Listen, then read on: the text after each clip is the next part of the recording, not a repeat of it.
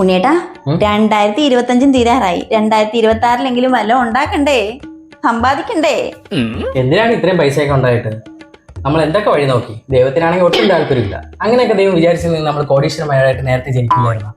നമ്മൾ ഇങ്ങനെയൊക്കെ ജീവിച്ചു പോകണമെങ്കിൽ ദൈവത്തിന് താല്പര്യം. ഇപ്പോഴാവഴേ നമുക്കൊരു സമാധാനമുണ്ട്. അത് മാത്രമല്ല, ഒത്തിരി പൈസയൊക്കെ ആയി കഴിഞ്ഞാൽ വീട്ടിലൊക്കെ കൊണ്ടുവച്ച് വല്ല കള്ളന്മാർ കുത്തി തുറന്ന് നടത്തോണ്ട് പോകില്ലേ. ഇപ്പോഴാപ്പം നമുക്ക് നല്ല സമാധാനമുണ്ട്, സന്തോഷമുണ്ട്. എങ്ങനെ സമാധാനം? അതാണ് വലുത് നമുക്ക് ജീവിതത്തിൽ. പറയച്ചാ.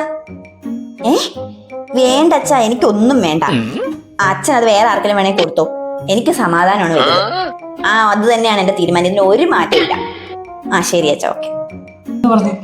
നമ്മൾ എത്ര പ്രാവശ്യം ചോദിച്ച അച്ഛന്റെ സ്വത്ത് അതിപ്പോ എന്റെ പേര് എഴുതി വെക്കാന്ന്. ഞാൻ പറഞ്ഞു വേണ്ട, അതിന് ഒരാവശ്യമില്ല. നമുക്ക് സമാധാനമാണ് വലുത്. സമാധാനം. മഹാഭാവി കയ്യിലൊന്ന് മഹാലക്ഷ്മി തട്ടിക്കളഞ്ഞു. അയ്യോ, സമാധാനം.